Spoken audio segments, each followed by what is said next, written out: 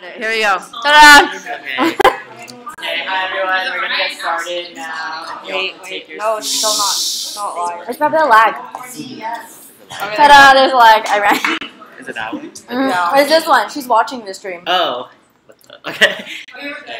Hi everyone. So we're gonna get started with our Q&A for today. Can I look at yours? Yeah. So the way it works is we're gonna bring the candidates up. Position by position, and then each candidate is going to be asked at least a minimum of 5 questions, and then after 5 questions, if they are comfortable with answering more, then we'll continue to go on. Yeah. And then when you come up here, just introduce yourself, your name, your major, hometown, and why you're running for your position, and then we'll continue with the Q&A process. So the first position we have going up is Marketing and Communications Manager. This officer works directly with the Vice Chair External in publicizing events to outside college organizations. This officer co-coordinates Makasama with the Vice Chair External. This officer, along with the Vice Chair External, are an official liaison to FCC. These duties include but are not limited to FCC retreat, preview night, and social events. This officer handles press release materials. This officer oversees the creation and development of print and online advertising, email, marketing, website management, and content development. This officer will also assume the responsibilities of all internet operations, such as, but not limited to, updating, maintaining the official KP email, newsletter, Facebook, Instagram, website, and Twitter. This officer is responsible for creating and maintaining a contact list of all registered KP members and alumni. And our candidate for Marketing and Communications Manager is Catherine Lee.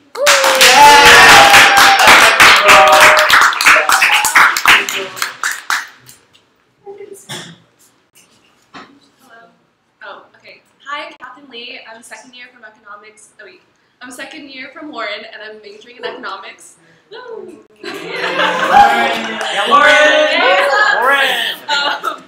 My hometown is San Jose from the Bay Area. Oh my god. And I'm running for this position because I'm in many different organizations on campus, but I don't have any positions that are directly pertain to marketing.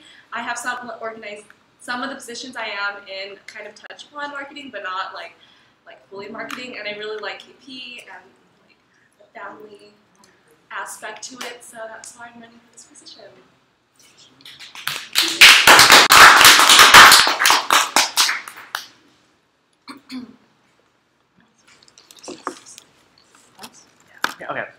Okay. Well, as MCM, one of your main responsibilities is the creation of advertising materials. So with this in mind, what is your experience with design software such as Photoshop, Illustrator, Canva, etc.?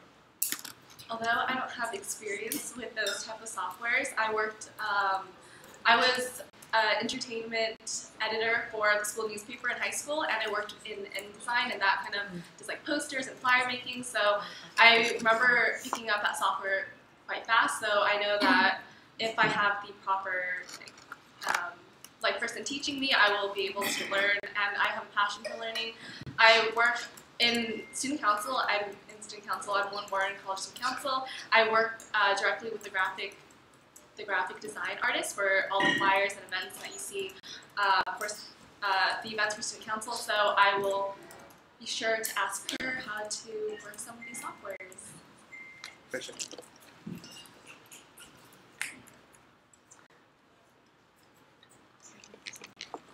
Okay, so how do you define board support, and how will you help improve it? So KP board support, they are here to help one another and to encourage one another. KP board is here for one goal: to make sure that we run an effective year and to make sure that we are doing what we are meant to do. So I know it's a staff organization, and that is here to represent underrepresented groups. So I think KP board has to make sure that we are a unit, and if someone is falling behind, if someone is having trouble, we're here to support each other, because of course we're here to have one end goal, to make sure that we are we run an effective year. And so I think a way to do that that is to maintain strong relations with one another, so having one-to-ones with each of the board members, as well as group hangouts to make sure that we have a better understanding of one another and we understand like different work ethics and Okay.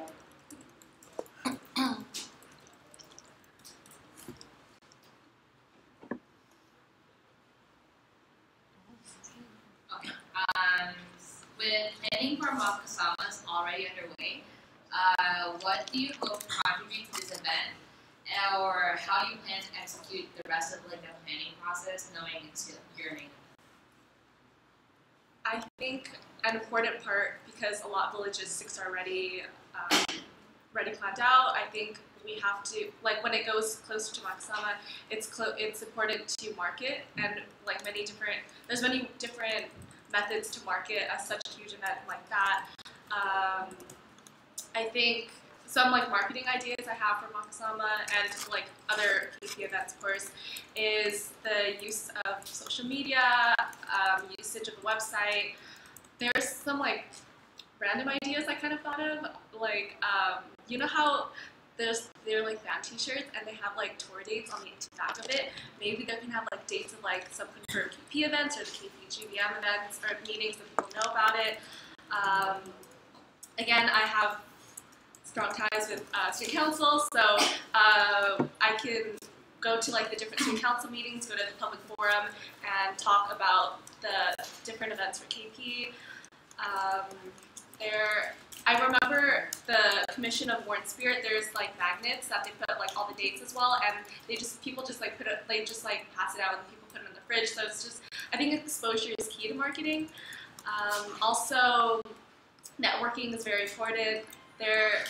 I worked as an orientation leader, and I know that there's like many email lists that you have. So I have a lot of orientation leaders email, like all the orientees, like the email. So I think that maybe having an email subscription, so people who want to know more about events, they can have like an email, like a weekly email subscription about what the weekly GBMs can entail.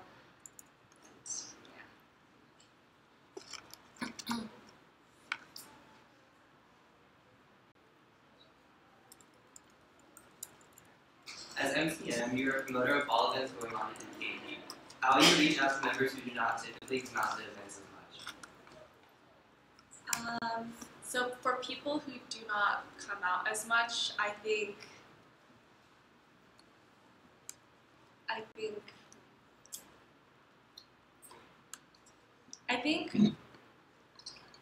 it's important for KP board and the people who are very active in KP to talk and try to reach out to people who are not as active. People usually come out to events when they know that their friends are going. So I think maybe for us to reach out as much as possible and maybe plan events that, or have like an incentive to come, like of course like free food, and you know, I think for people who are not as active, their incentive is like getting free stuff. So we can also like put it on the website, like it could be like there could be a riddle that they can solve, and then they can email it to me, and then when they come back to GBM, they can be entered for a raffle. So it's like there should be an incentive to come to meetings or like these type of events. And of course, I said like maintaining close relations to people who are active to the people who are not as active.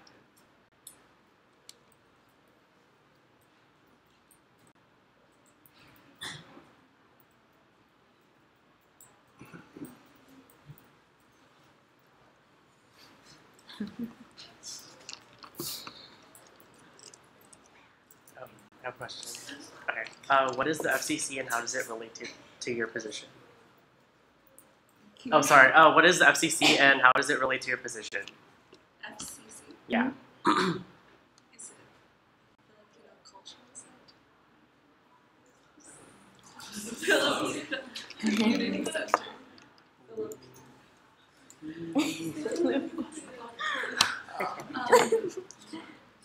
I can definitely research on what that is and figure it out. Support. Yeah.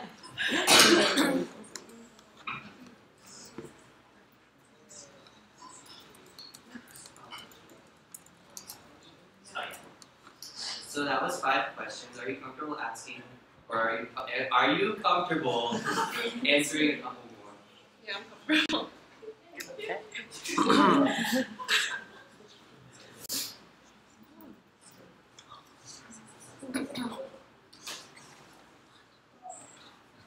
So being on board, it really requires a lot of time commitment, and then on top of that, you're studying for your classes. How do you practice self-care? I think I'm very involved in like many organizations as well as maintaining my grades. So I think I struggled with that my first year, but as the quarter went on, I realized that I realized how I personally need to maintain like my mental health and everything. So what I do personally is I surround myself with people that I love, and also as well as running, it works for me. So I think like maintaining a balance between the two is very important, as it is Warren College's motto. Towards life balance. Let's go. Oh yes.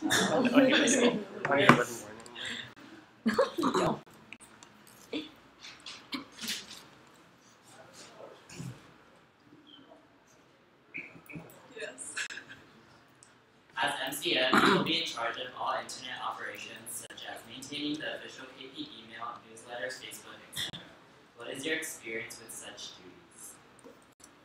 So as I may have said in the interview before, I'm in Warren College Student Council, and I work as events board chair, and we work with coordinating and planning events, and it's very important to market these events because Warren College student turnout has a reputation of not being as present to these events. So I have, like the past year and going into this year as well, I have experience with, working with the newsletter and the website and coordinating with the supervisors for that particular area.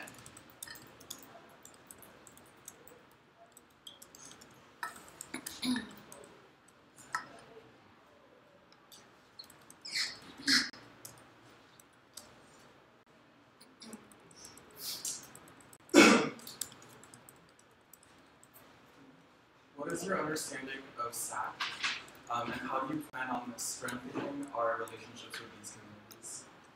So SAC is a coalition of student organizations that represent underrepresented groups and people, and it brings awareness to these issues as well as talking about social justice and equality.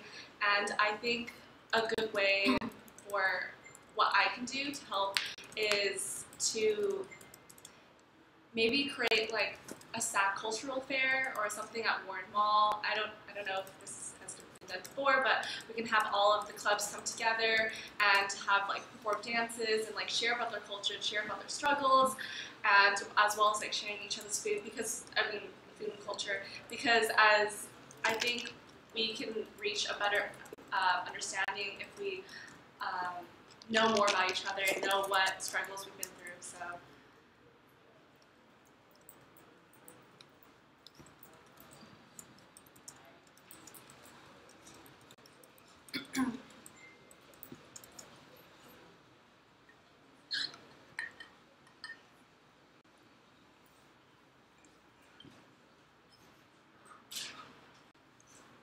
What is your why? What is your drive? And what is like your motivation for taking on a leadership role? But also like your why? It's basically like why do you want to what keeps you driven? I think what keeps me driven is self-growth and self-improvement. With every organization, whatever position I've taken on, I've learned a lot about myself, and I learned a lot about how I can communicate with others, as well as leadership development. And I think the reason why I want to be involved in all these organizations is to create strong relationships with people. This is such a huge university, and I think forming my community is very important to me, as because I'm so far away from home. So I think being part of all these organizations, I can find a home away from home.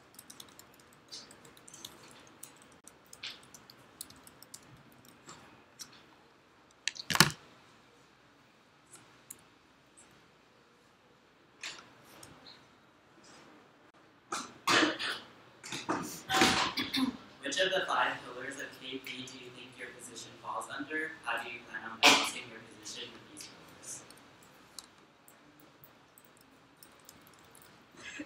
pillars? The 5 pillars. This is also one that I can research and get back to you on for sure.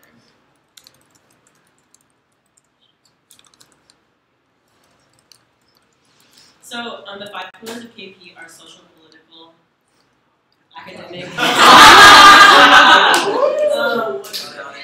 cultural, and sorry, it's fine. So you hear those? Sorry, social, political, academic, cultural, and empowerment. So, considering what your position is and what you think that those pillars mean, how do you think your position falls? Like, what does it fall under? And how do you think that your position relates to even all of those? I think it would, my position would fall under the social aspect, just because, you know, like as what my position does is like getting people out to come out to these events and making sure that these KP events and meetings that we do aren't going unnoticed. So I think that bringing in all the social aspect and bringing in people as much as possible to really benefit from this club and take advantage of this club is important to this point.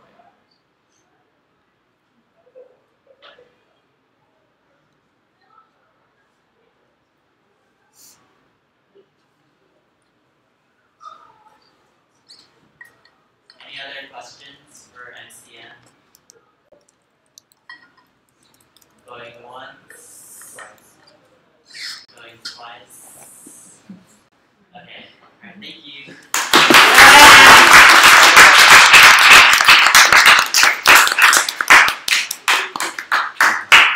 Our next position will be for operations manager. The operations manager is responsible for creating and reporting an electronic archive of all KP board meeting minutes. This officer checks the mailbox and maintains the archives and the official KP calendar. This officer is also responsible for the maintenance of the KP office and inventory. Furthermore, this officer is in charge of including but not limited to fundraising for KP along with the vice chair finance. This position is responsible for setting up events such as but not limited to planning and coordinating KP board meetings. And our candidate for operations manager is Courtney.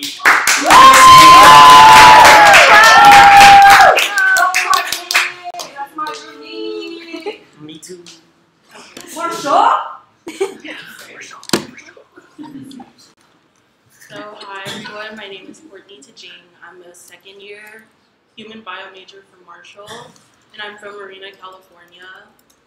I'm running for operations manager because I feel that I'm qualified with the experience, with my past experiences as treasurer in high school, and also I want to help fill board positions and increase board support because I know that it's lacking right now. And I also want to give back to the community that helped retain me in this space.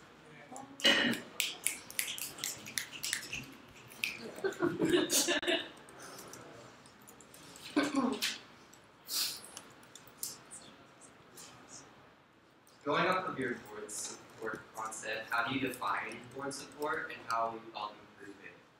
So to me, board support is being there for each board member in either their KP events or even just like their personal lives.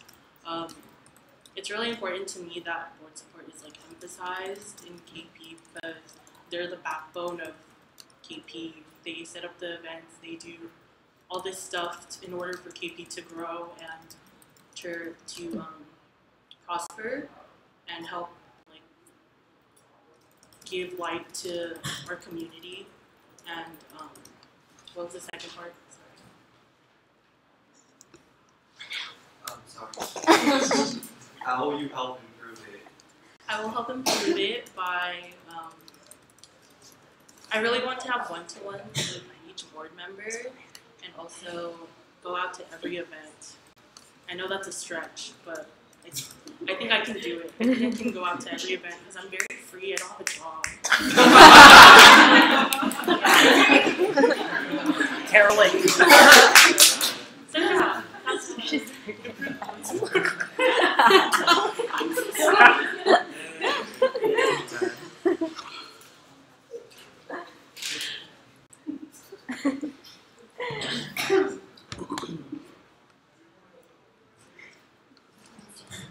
Hi.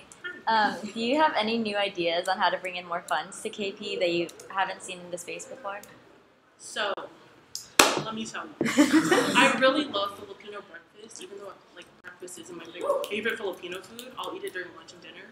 But I really want to do like a Filipino breakfast type of fundraiser, like especially during like the larger scale events, like before HSC or like before PCC, and like also maybe during finals week because I know people struggle. People struggle, y'all. Anyway, so that's why I really want to like do this Filipino food or breakfast food fundraiser because I know it's gonna happen. It's gonna happen. It's gonna work out. And Thank you. I'm so sweaty.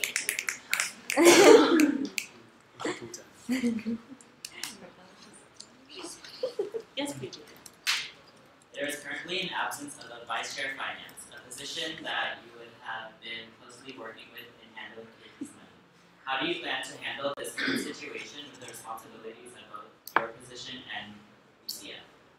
So, along with my position, the Vice Chair of Finance, like we do the fundraisers. So we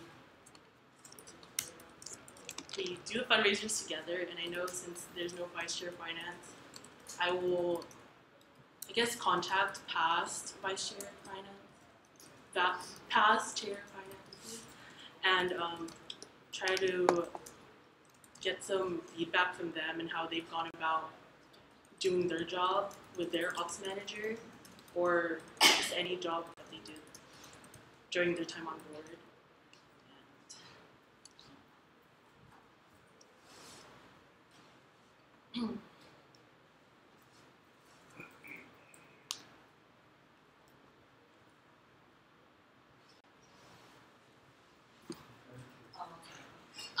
There has been a consistent issue of maintaining the KP office. Is there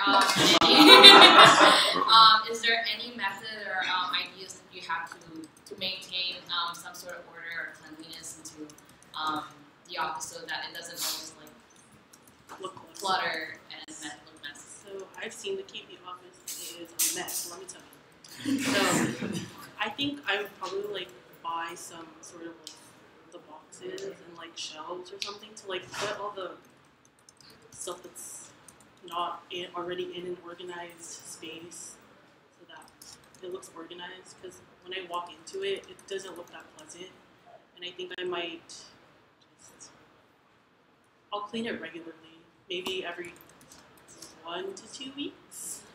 That's a stretch.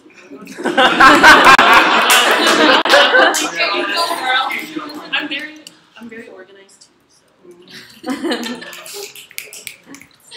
Yeah, your room's really nice. Squeegee. What is your understanding of TAP? So TAP is the Triton Activities Planner.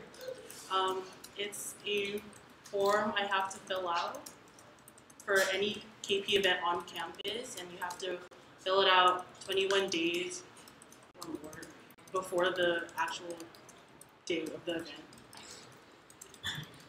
And it secures like the venue, funds, and all that stuff.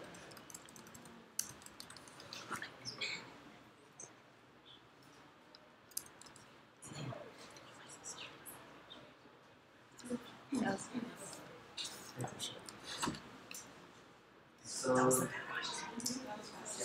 yeah, that's what I was going to say. So that is 5 questions. Are you comfortable answering more? Oh yeah.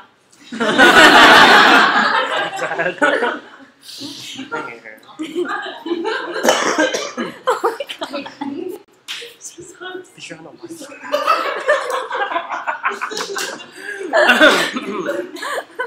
I have a question. So board is a large time commitment, and as such, it may be difficult to balance this with other obligations and duties. How will you retain yourself as a board member and a student? Can you repeat that question again? So board is a large time commitment, and as such, it may be difficult to balance this as well as other obligations and duties you may have. So how will you retain yourself as a board member and as a student? I think with the support of my friends and like especially the people I live with, and since they're already so active in KP, they know the struggles of like having to, I guess, juggle all these commitments, and I know I can definitely like ask them for advice on how to juggle all the commitments, and also I can reach out to like other people who have been on board before and try to get their input on how they retain themselves in this space. And, yeah. Your position requires you to plan many events and fundraisers, which involves speaking to and reaching out to many businesses both on and off campus. What is your experience with coordinating fundraisers? So in high school, I was treasurer for 2 years, my last 2 years of high school. I planned a lot of fundraisers, especially off campus because there was no food on campus. I reached out to like Chipotle, Subway, Jamba Juice, like small businesses as well in support of them. I would just call them and ask if we could set up a fundraiser like to benefit not only us but their business as well.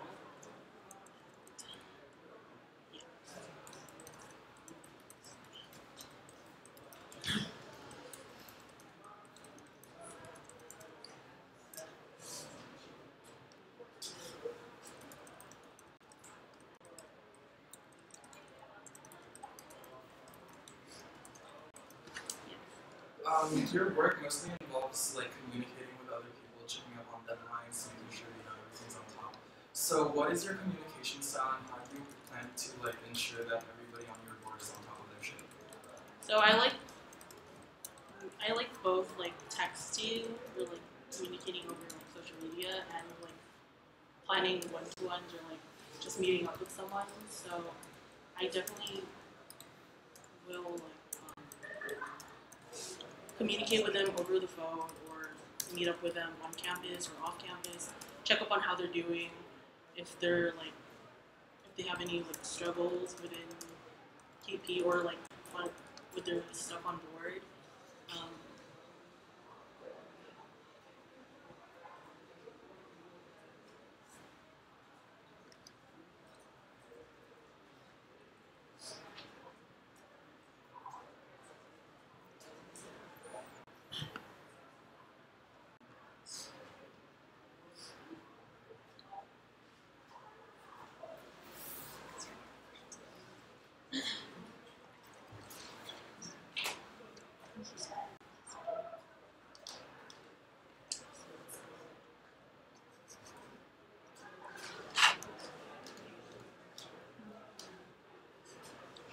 Any more questions for Ox? Going once. Going twice. Alright, thank you.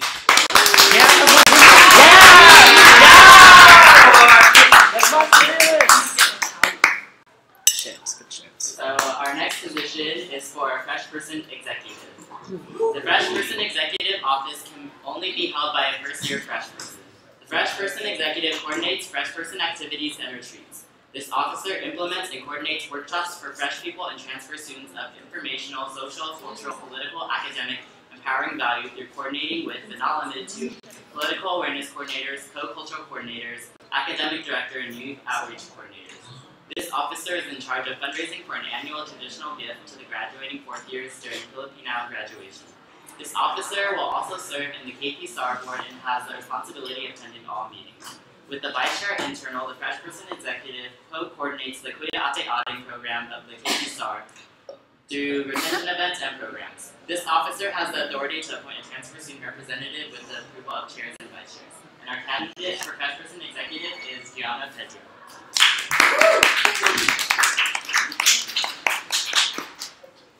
So, hi, I'm Gianna Pedro, but you can call me Gia for short. I'm a first year from Warren College, and my hometown is Metro Manila, Philippines. Happy? I'm running for this position because firstly I want to represent all the first years for in-board and be their voice if they need anything to be voiced out. And secondly, I also want to bring all the first years in KP together and create that support group as they're trying to transition to being at UCSD. And thirdly, I want to create a connection between the first years in KP to the upperclassmen because I think that is very important to have that the kuya or ate who can always give you support and advice whenever they need.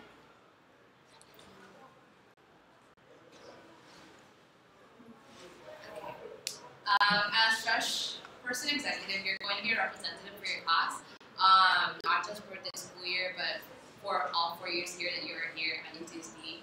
Hopefully, and then so how will you maintain that connection with your class throughout this year and all throughout your I think I'll maintain that connection by just firstly I'll start by getting to know them, like maybe like have those kickbacks. I heard that's what Kuya Ernest did last year. Like he got in touch with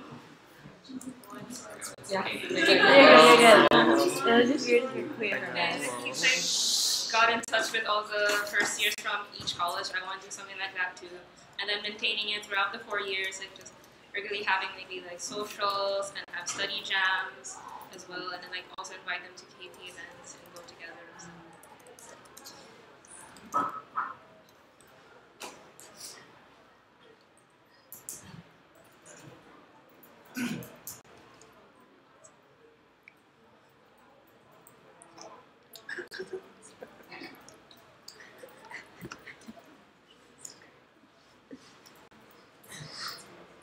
Being a Fresh Exec, you are also a co-KA director preparing with the internal.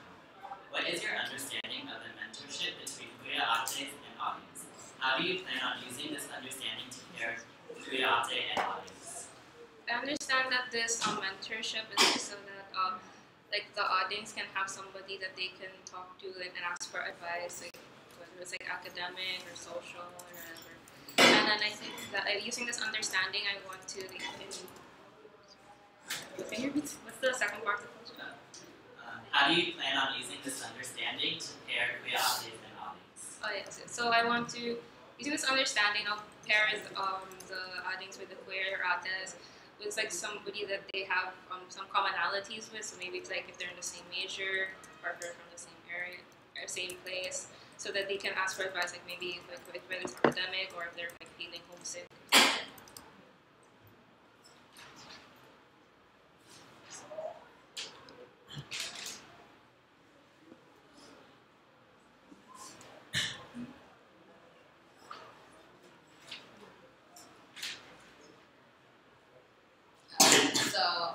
What is STAR? What does it stand for, and how is your position related to it, and retention, and how would you retain yourself?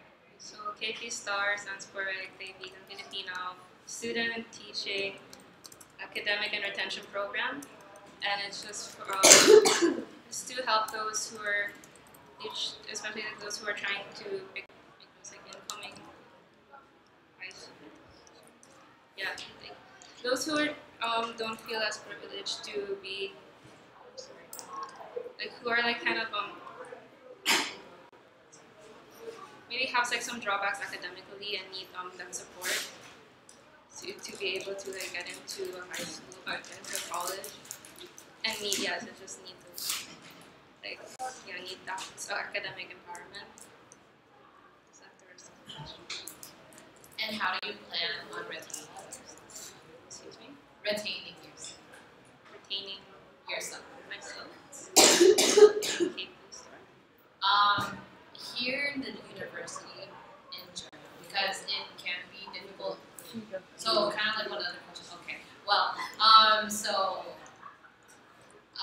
since you're also kind of adjusting to college life or like higher education and whatnot, and since you're also your first year, it can be difficult to adjust to that. So how do you plan on retaining other first years when it's already overwhelming, probably like retaining yourself? So like self-care. Somewhat, yes. Okay, so how I plan to do that is basically just like surround myself with people who are very supportive. Consult different campus resources that we have, like CAPS, for example, and also spaces, and basically, and personally, just like doing like the hobbies that I enjoy doing.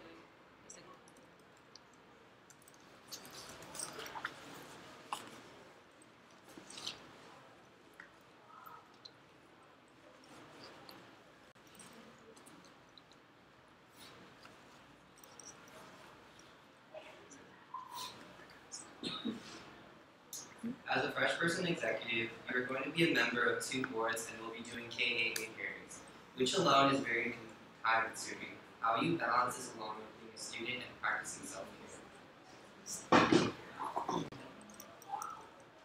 The same question. Yeah. It's so Historically, KP has been criticized for being a cisnormative and heteronormative space. How will you, as a fresh exec, combat this to help retain queer and gender-queer fresh people? Well, I think I will do that by having a space like where those like queer and genderqueer people can like voice out like their struggles and also like find their support like from others in the same situation, and like, just be very open in general, and also like maybe talk to those who are very close-minded and talk to them about how they should be more open-minded and be more accepting of those who are not cis.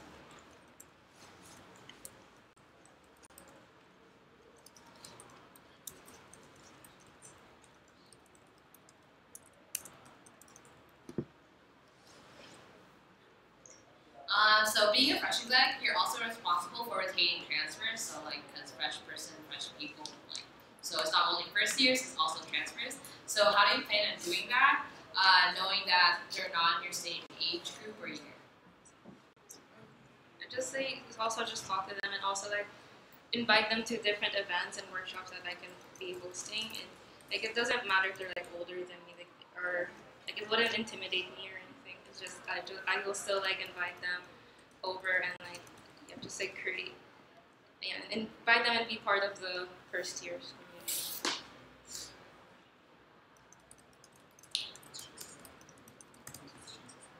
Oh shoot. So that was 5-ish questions give or take. Are you comfortable answering more?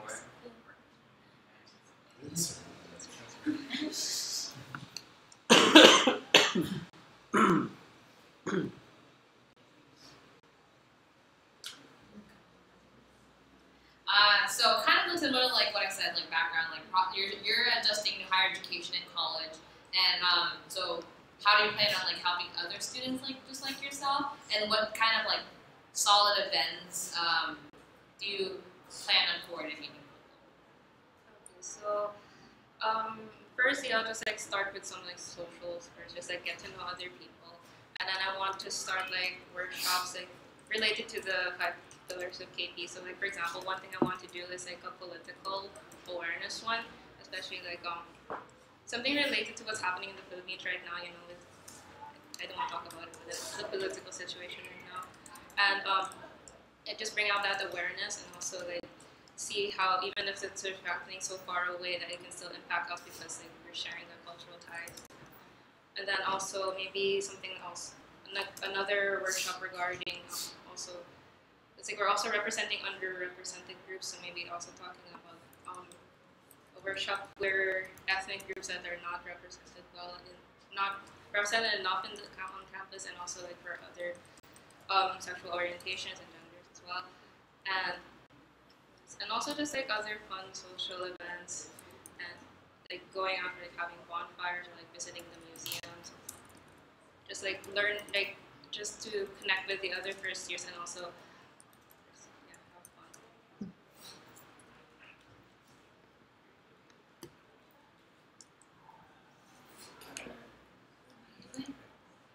So first years usually enter college with not that much social justice knowledge or prior exposure to these things. So how do you plan on engaging them with these types of education? How do you plan on making it more digestible for them? And how do you also plan on engaging first years to be more politically active? So, yeah, just through various workshops and first I'll just do some more research on different social justice issues that I can talk about, and then hold workshops and maybe try to find lecturers that they can talk about that, or anyone on campus that was willing. And then have those first years be invited and to participate in those workshops and or talks.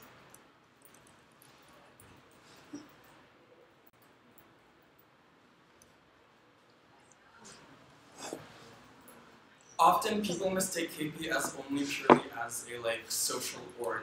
So how do you make sure that people coming into this organization know that it's not just purely social? Especially incoming first years. So I guess I will promote the other aspects of KP, the academic and the political side about that. So just organize events related to that, so study jams or anything that's political awareness, and promote that wherever.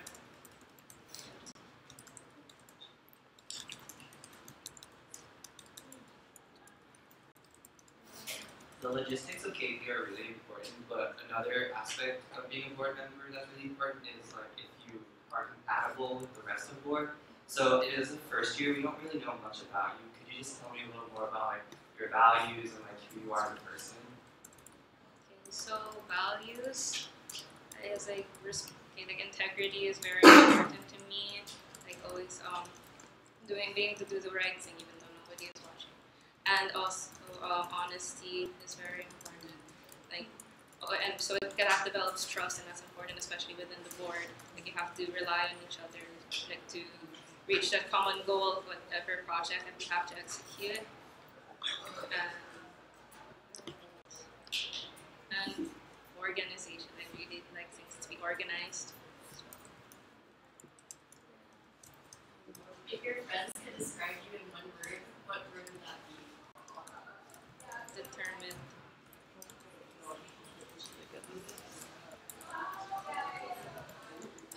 So in a pairing situation, what would you do when someone doesn't like their recording or pairing? And how would you handle conflict and confrontation between yourself and your community members? First, I'll just have to sit them down and then have a negotiation and just talk what are the problems and how we can do what we can do to resolve the different issues. And if it's too severe, then I think we would have to change the paradigm.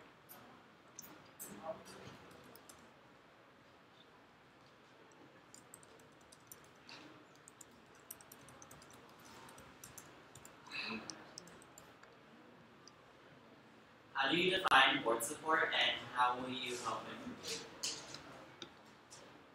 Well, board support is just all the members of the board using even if they have different roles, still use that to achieve the same goal. Checking on each other, seeing how they're doing, if they're able to complete their tasks within the deadlines, and if they're struggling with anything, then just talk to them about it. And then having that trust, I talked about earlier, just that if for example, in my position, right, sometimes I would have to coordinate with the cultural coordinator or the academic coordinator. So having to be able to trust that if I want to do something, I can talk to them about it and ask for advice or just tell anything about it. And how I can do to improve it is also being open for in my perspective, just being open to the other board's members. If they need help from me, I'll be willing to give it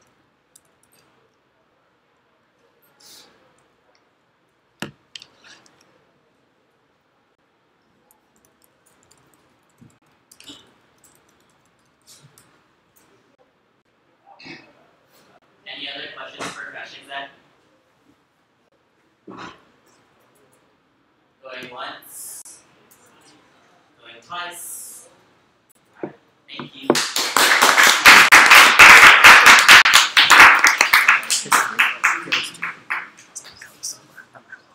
So our last positions are for community activism advocate. Community activism advocate promotes and advocates Filipino activism and social justice and serves as the liaison for KP to the San Diego community organizations, including but not limited to Anak Bayan San Diego, KMB, and Affirm. This officer serves as the liaison to the Filipino Studies Project along with social awareness coordinator. This officer serves as an official liaison to staff. Additionally, this officer can act as a representative to various campus community meetings and events, including but not limited to Campus Climate Council, CCC Affiliates Conference, Happy Meta, and CCAS. This officer also co-coordinates the annual Filipino Awareness Week event with the Social Awareness Coordinator and the Gender and Sexuality Awareness Coordinator. This officer, along with the Gender and Sexuality Awareness Coordinator and the Social Awareness Coordinator, are in charge of creating and overseeing committees for Filipino Awareness Week and Pinay Appreciation Dinner within PALM. This officer presents and facilitates discussion on current events and issues that affect the Filipino and UCSD communities. This officer, along with the Gender and Sexuality Awareness Coordinator and the Social Awareness Coordinator, is in charge of leading critical or conscious corners at GPMs that discuss issues that affect the Filipino community. Also, this officer develops one community service project or event for the term for the San Diego community. And our candidates for Community Activism Advocate are Nicholas Hyman and Dessa Hippolito.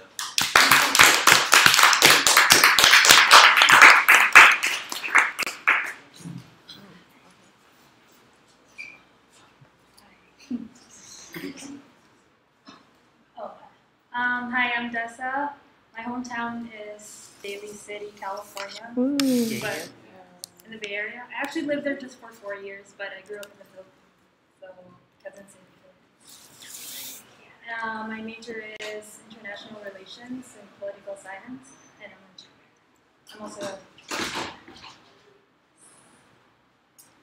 Hi everyone, I'm Nick. I am also a third-year transfer from UC Santa Cruz, and my major is International Studies Economics, and my hometown is Hawthorne, California. And I'm running for this position because up in UC Santa Cruz, I was the academics coordinator for our Filipino Student Association, and what I did was I taught our Filipino Historical Dialogue class on campus, and in that class we talked a lot about culture and history about the Philippines, and also film history. But we also focus more on contemporary issues such as gender and sexuality, mental health, higher education, and President Duterte. And so what I want to do is I just want to continue that passion for Filipinx activism. And since I moved down here, I want to also help find that community and really give back, because I really believe in our culture and history should be shared, and we should educate each other. So just background stuff. We're going to ask the same question, and it'll go for both candidates, and then whoever goes first, or whoever is last in answering the question, then they will start first, and it'll go back and forth. If that makes sense. Yeah. So if she gets the question first, and then you get it second, the next question you'd get it first, and then she'd get it second, and then so on and so on. UCSD is largely a STEM-focused campus. As a result, many students are not engaged in political issues, thus causing many political events to have a low turnout. What are some ideas you have to inspire interest in social justice and STEM majors and increase turnout for political events?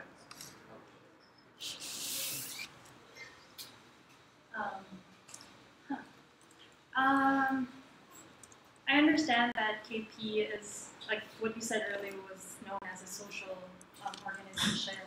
But if ever I get this position, I will try my best to promote political awareness. Community activism is not just about rallying. It's not just about protesting. That's a misconception about activism. Activism can be in all sorts of forms, such as educational discussions or simply just conversations between members.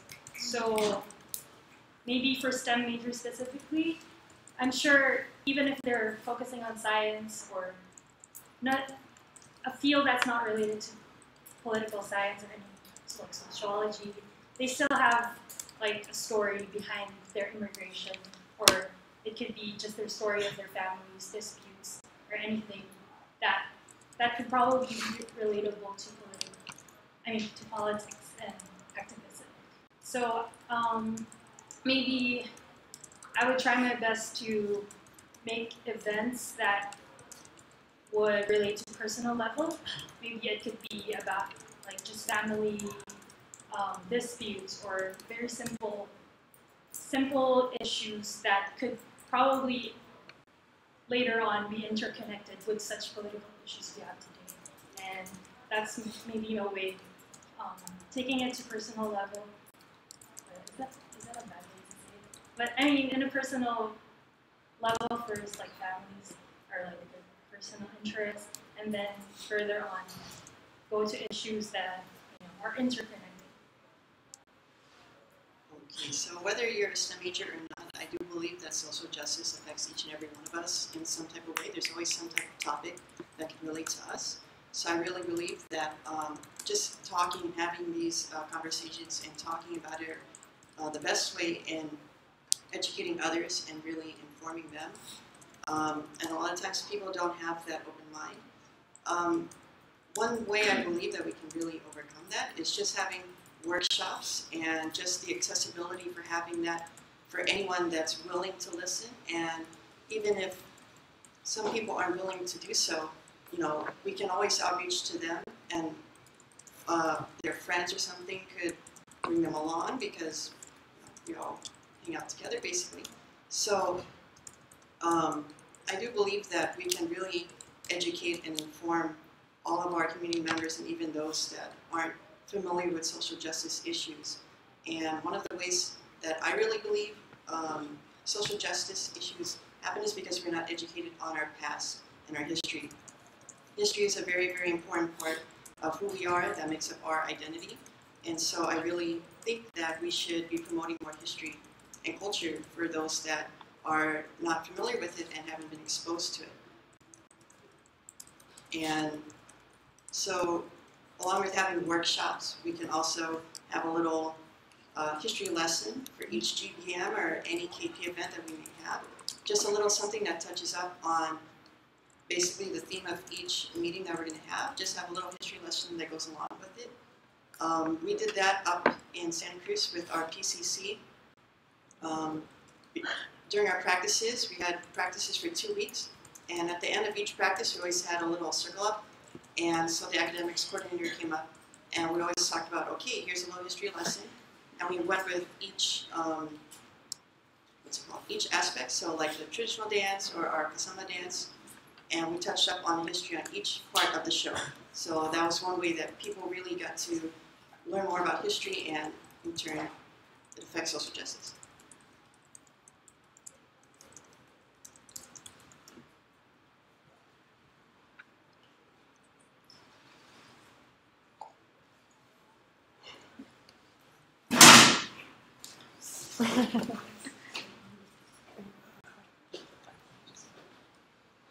What are other reasons that you think the majority of KP members are not interested in activism? What can you do to address these? I believe one reason why KP members aren't really interested in activism is because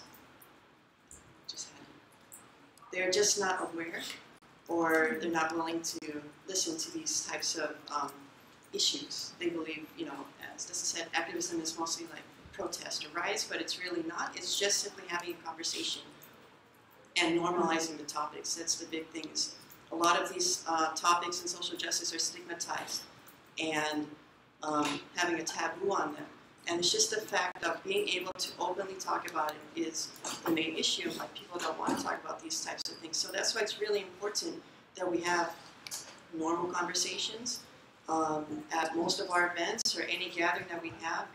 And it doesn't even have to be labeled as political. It's just having a normal conversation. And just being able to have that conversation with each other and to the whole community is really important. It's what really gets people listening and understanding. So the best way really of promoting activism and be more political. It's just having that normal conversation and educating yourself.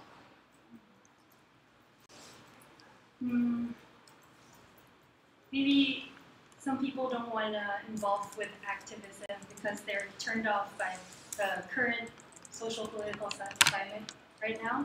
But then also probably UCSD students want to just have fun, when we're in college, like, oh, I don't want to get into that. I just want to like, have great relationships with people, try to, get to know other people. But I think they're missing out on what education, like a holistic education, is about. It's not just about.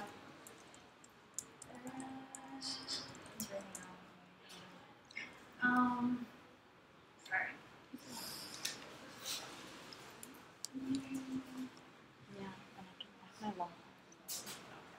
Yeah, they are turned off by what's happening right now.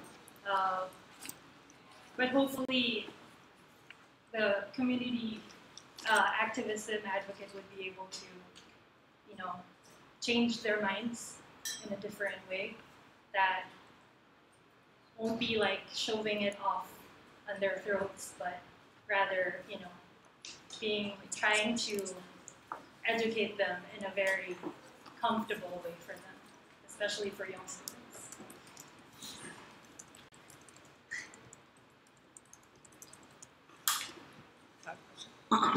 Many Filipino American spaces that perpetuate anti-blackness. KP has been criticized as perpetuating anti-blackness. What ways will you educate on anti-blackness so we can unlearn it in the space and our culture as a whole?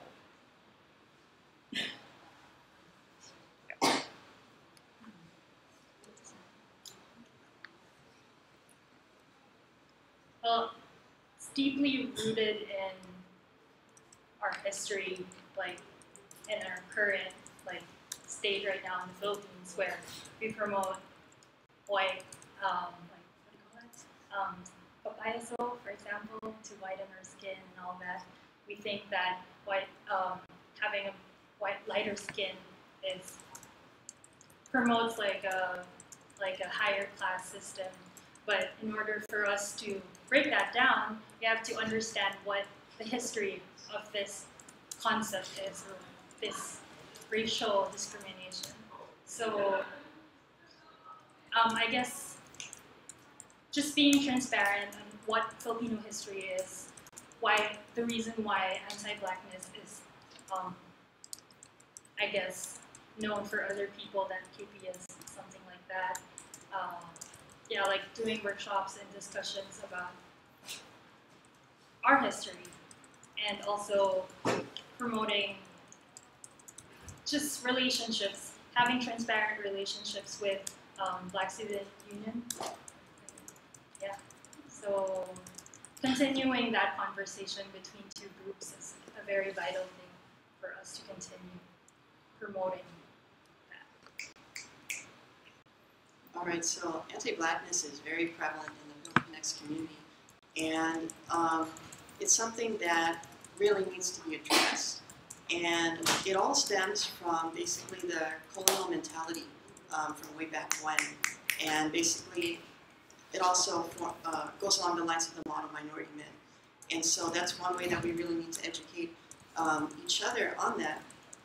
And we need to see not the differences in each other, but the commonalities, because the Black community, African American community, is also oppressed and underrepresented, much like ourselves. We, as Filipinx students, are oppressed and underrepresented, and we need to not draw the line between each other, but really unite and ally with each other, because we do have very similar, not similar past, but we've had the same type of oppression and things like that in our history. So we should really work together in things like that. But it really goes along with model minority. And for those of you that aren't aware, a model minority is basically the myth that Asian Americans are the model minority, where they are successful compared to other minorities, to put them down and to keep Asian Americans in their place, basically. So if we can break down that myth and that stigma, we can really go much farther with that and show that we're not some submissive or oppressed people, that we really have a voice and that we really need to fight for what's right. And that's one way to bring down anti-blackness, just being aware and also working together for that.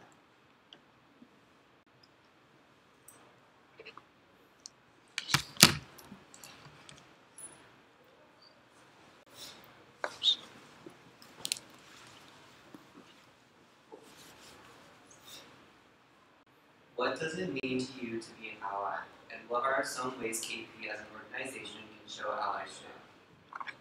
So to be an ally means that you have, of course, friendly relations, but that can mean anything. For me, I believe that means you know personally other people and other organizations, that you have collaborations, that you show up to their events and they'll show up to ours, that we are in full respect of everything that they stand for, and then they support our organization as well. And so to really be an ally means that we support each other and that we respect and uplift each other. And so we can do that multiple ways, and collaboration is the best way. And it's hard to organize that sometimes, but when it does happen, it's a great thing, and that's really the best way you can build allyship and true bonds and friendship. An ally means having a holistic relationship between two people or two groups that share the same values, have respect towards each other. Also, through collaborations, like what he said, there's fruitful results after collaboration. Maintaining continuous communication between each other is also very important to be respected as an ally. And of course, KP with a lot of allies, of course, like not just inside school but outside school. I understand that this position requires someone who would be able to maintain that relationship. So, yeah.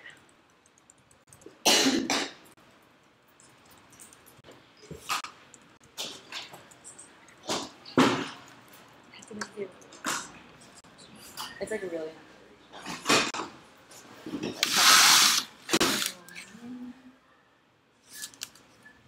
Sorry. I'll just switch it back and forth when they're talking, because I guess. Look, it's so bad. Should I unplug the speakers? It's fine. You can move in. This is like you're chilling. Okay, we're fine. Yeah.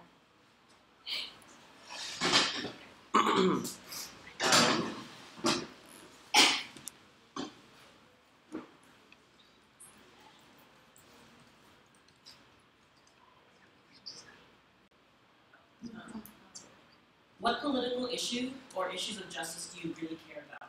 And what concrete programming ideas do you have that you can develop and execute in your position?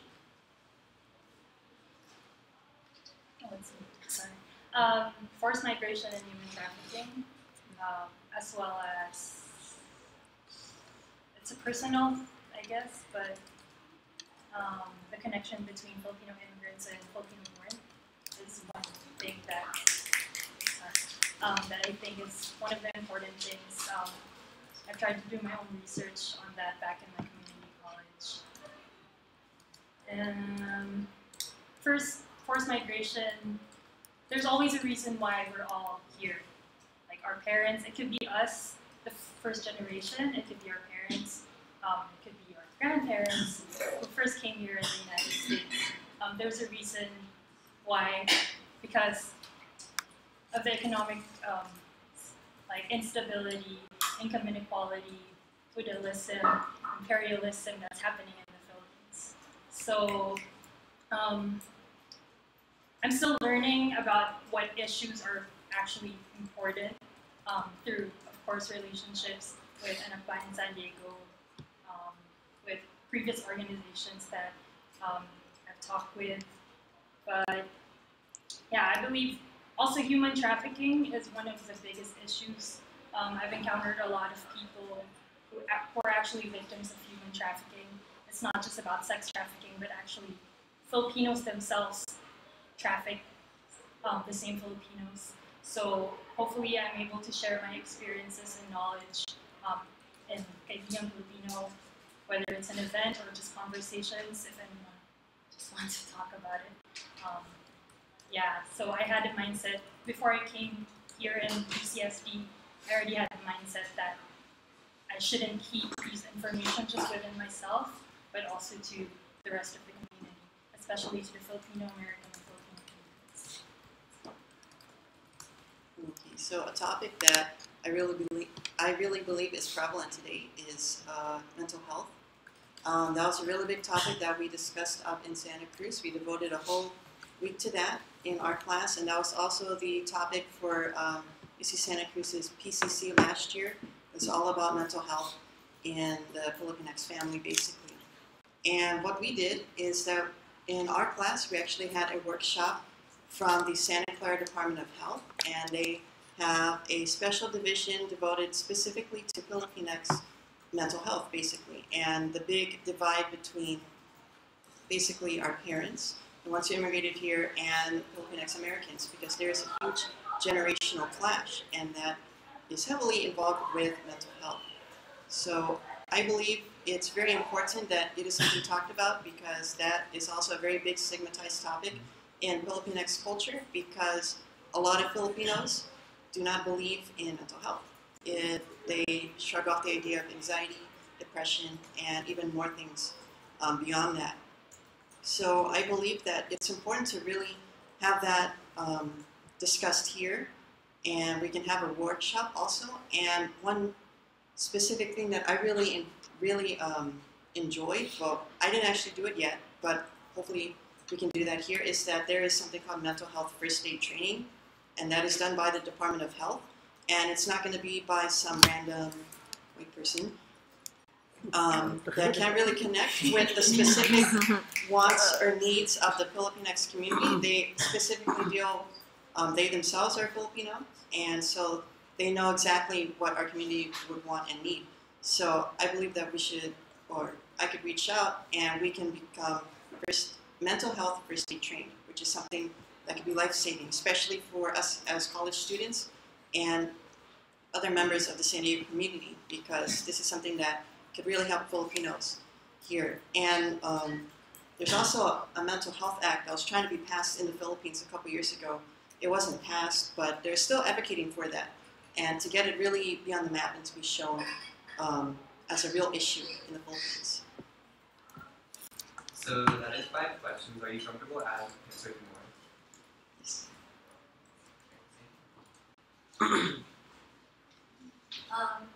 In the past, KP has been criticized for being a hyper-masculine space, and how we deconstruct this hyper-masculinity so KP is a more inclusive and feminist space.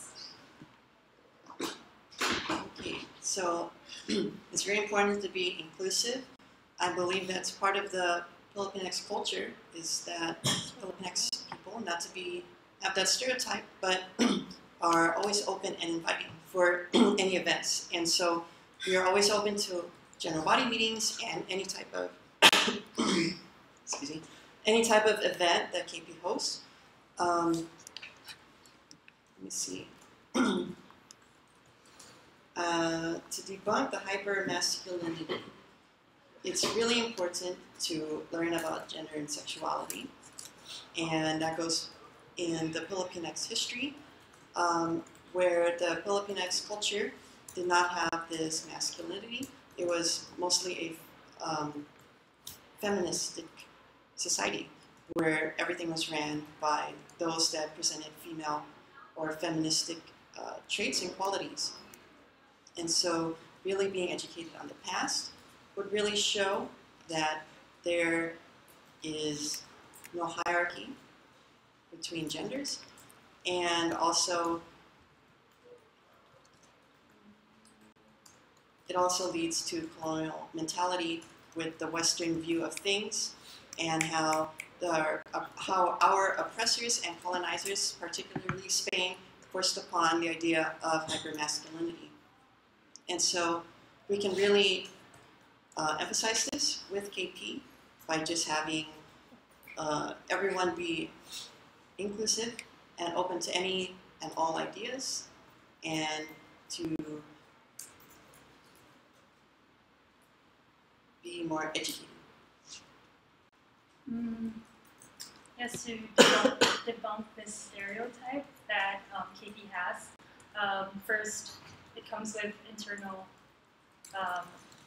discussions, meaning we start first with our own group as KP.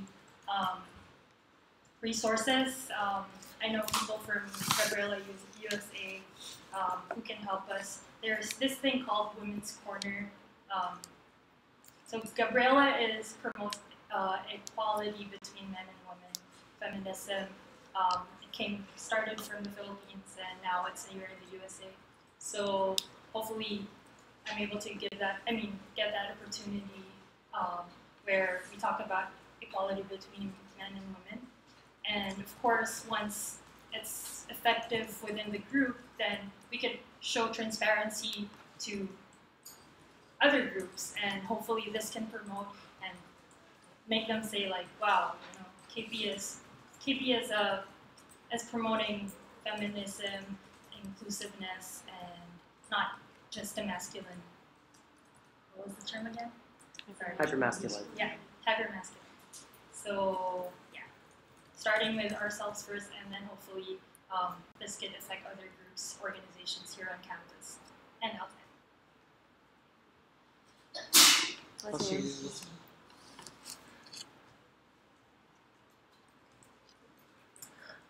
What is the concept of board support, and what does it mean to your position specifically, and how do you plan on executing this concept?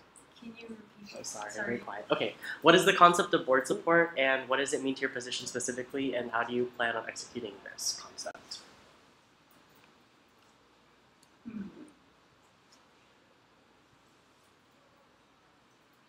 Board support means understanding other members on a personal level, it could be an academic level. Here in UCSD, it's all about trying our best, but at the same time, caring for ourselves too. So, with board support, as you said, you need compatibility between the members. I'm very open-minded, I'm very flexible, and I can adapt easily to certain personalities. I think I can contribute to board support by giving good vibes. I'm a very positive person, or at least I try to be. I've been through different kinds of emotions. I'm a very emotional person, but I try my best to put it in a certain way that I can utilize it in a good way. So yeah, I think that's what board support means. It's just supporting one another in a good relationship. All right, so board support is also a support group. We are all here for one another. It's going to be a close-knit group of people because you're going to be spending hours and hours of time with each other, debating all types of heavy topics, and basically you are the representation of Kaibigan Filipino. And so just being on board, you represent a lot. You basically represent the whole community. You represent the community as a whole to outsiders and to other people not familiar with the organization, or even just as a Filipinx person. And so I think the best way to really set that good representation or be that good role model is to really have that good support group.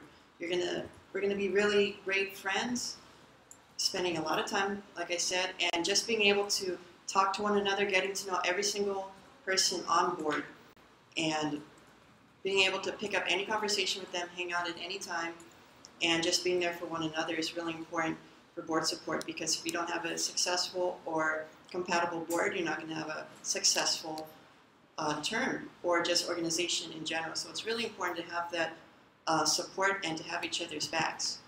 At the end of the day, at the end of the year, you're going to become really close friends just by the amount of work that you've put in, the amount of time you spent together, the conversations you've had, and all the things you've learned. And you're going to be going through a lot of things, especially, this is college. We go through a lot as each year goes by. So it's one for the memories. It's one for the good times and all that. So I really believe that always have that positive and open outlook on things, and just to be there for support and to help each other out. So you both said that you've had previous leadership positions. What qualities, skills, and other knowledge have you learned from these that you can bring into this position? Well, some really important skills, I believe, is communication. Just always being able to have that open communication. I'm a very straightforward person. I say exactly what is on my mind. I do not hold things back. And I say it directly to each person. So I believe it's really important to have that open communication.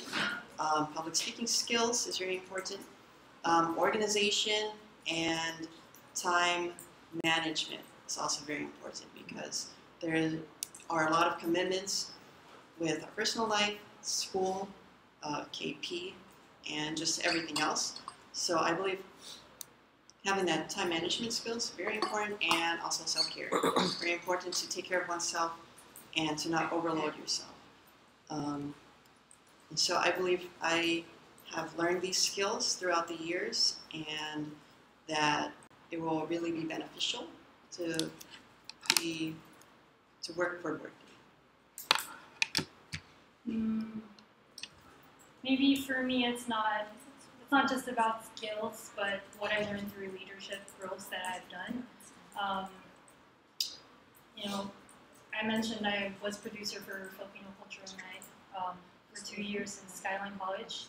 It's the only community college that does PCN. So I understood that leadership is not just about telling people what to do, but it's about it being part of a team, guiding other people, and of course in a collective effort.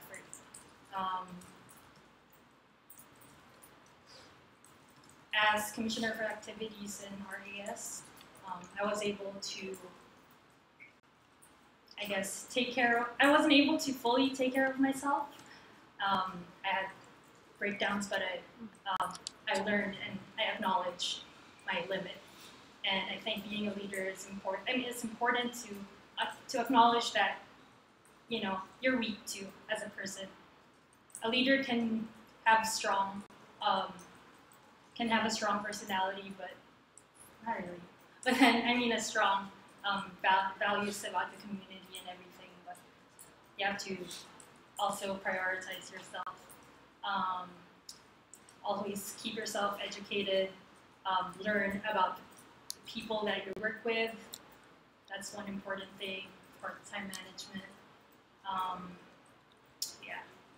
And of course, as a UCSD student, you're also trying to study, getting through life struggles, families. So being caring and being understanding to everyone is very important.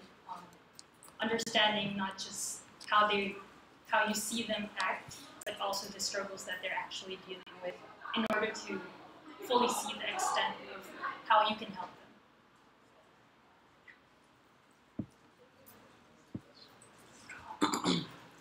So I have a question. Oh, okay, you can go.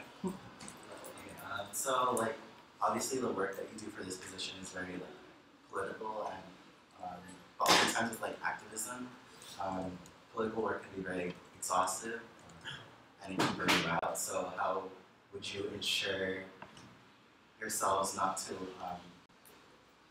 burn out while putting yourselves through, this amount of activism that you plan to do in this position?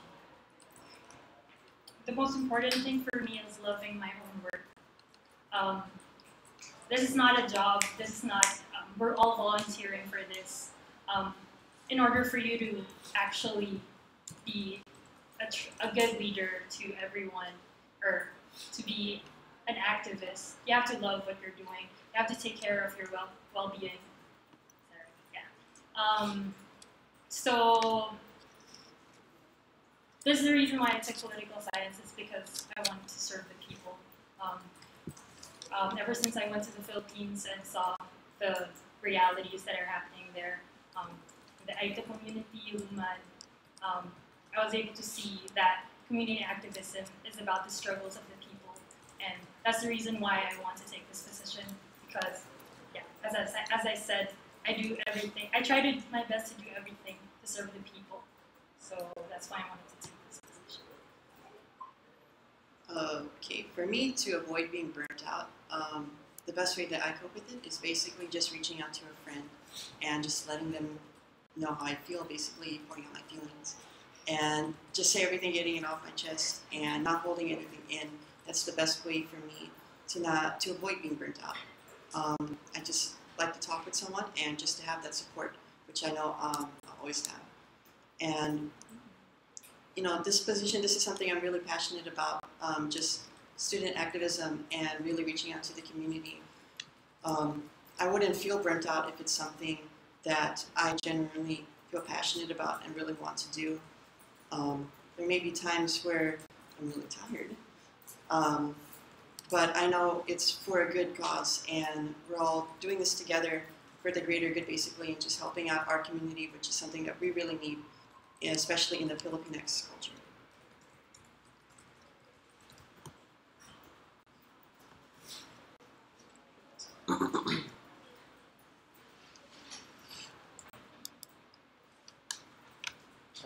So I have a question again. So social justice often contains critical theory that can be obscure and hard to understand.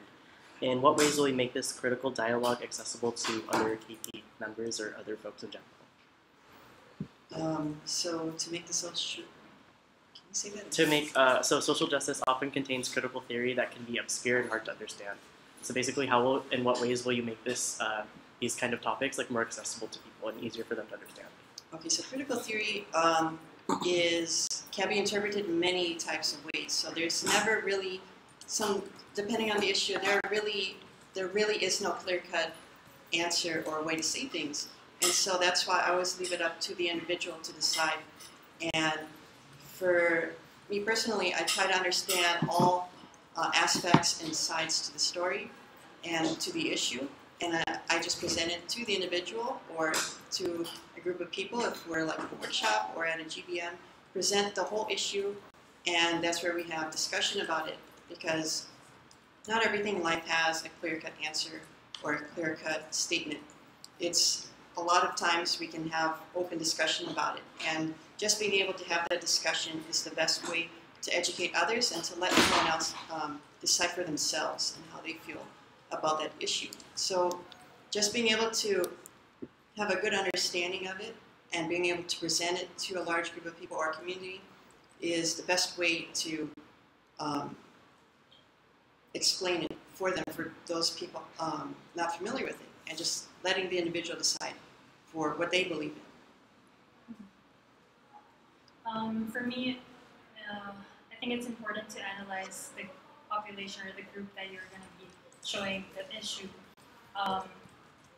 It's important to understand their interests, what they don't understand, what they understand with social justice, and from there, hopefully, I'll be able to make something interesting that would entice their curiosity about social justice.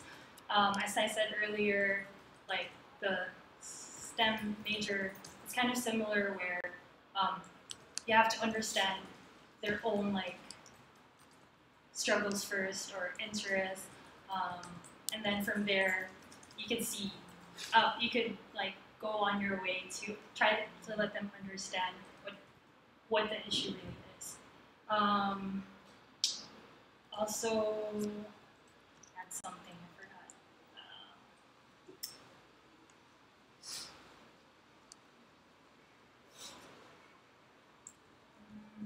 I guess that's it, since I forgot.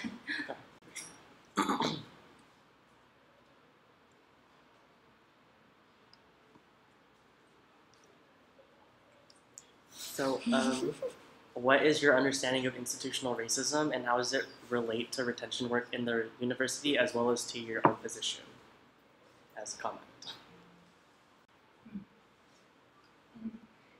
institutional racism, and what was the other one? And how would like your understanding of that relate to retention work in the university as well as to your position?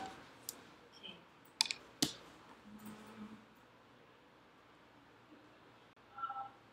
So I don't know if anyone saw, but there was a banner on top of Price Center where they said like DACA and stuff like that, Europa.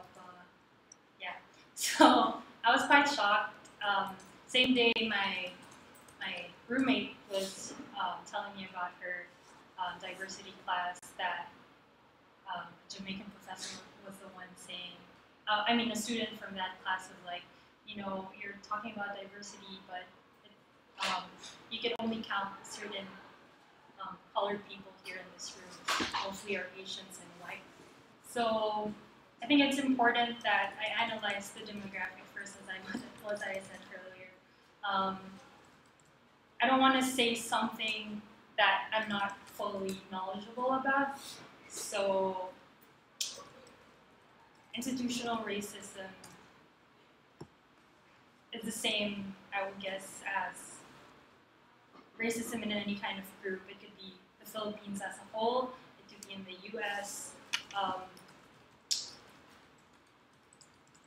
But if KP, it would actually stand firmly against these kinds of racism, especially, I think there's so much potential in joining SAC and voicing out our opinions through these alliances, and hopefully be able to entice them to, stand up against these kinds of acts that are happening right now. So, from activism means movement, and hopefully, KP would be able to move forward, and progress.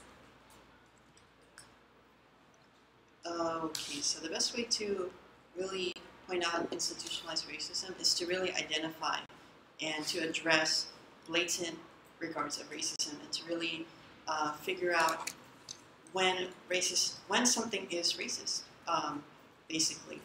And racism can really extend all the way from microaggressions to just full-out blatant racist remarks. And one way to really avoid that is just being less ignorant and really being more aware of other cultures and really respecting and knowing diversity, basically. And I know it's hard for a lot of people that don't come from diverse backgrounds and don't have the privilege of being able to understand other cultures and things like that. But we're here in college. This is a very diverse place, and this is one of the best ways to really become aware and to really have that open ear and open mind for diversity and to be acknowledged of those other cultures. Institutionalized racism stems from a lot of different things, from just a long history of racism in the past with certain communities, and just someone's background being exposed to, few cultures. So one way to really combat that is to just really have that open mind and to address and identify microaggressions, racism, and institutionalized racism.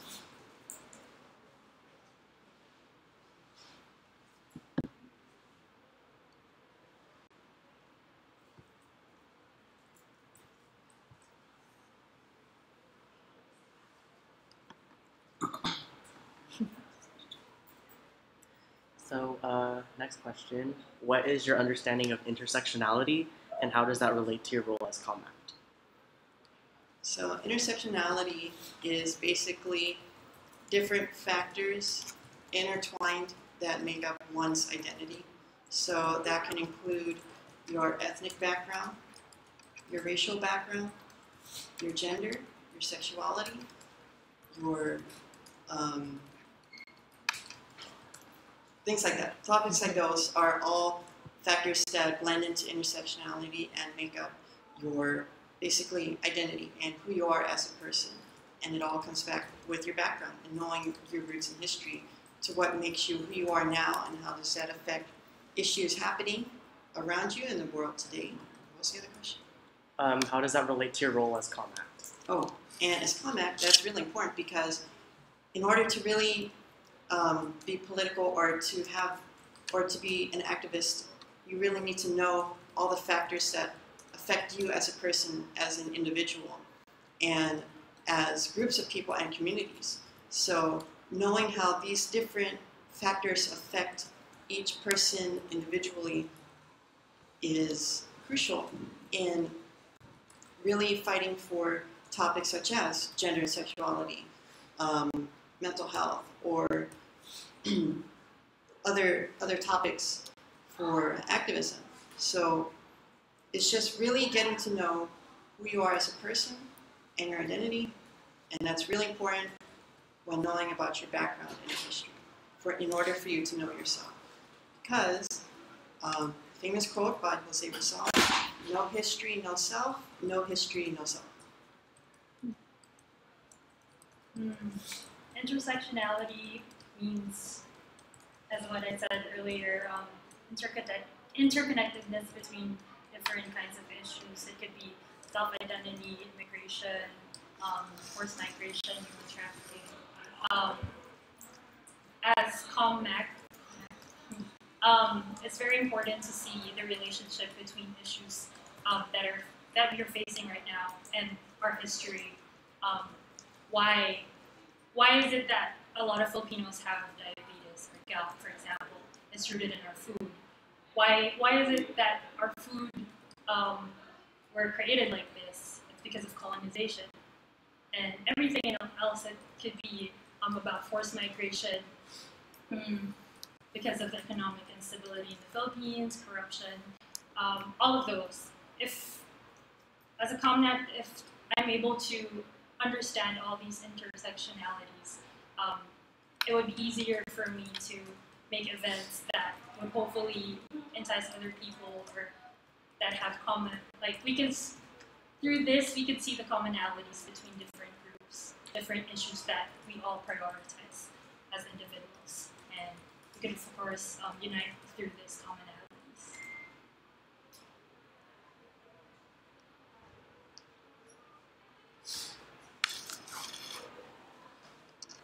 Any more questions for our community activism advocate? Going once, going twice. Alright, thank you. Good job, both of you.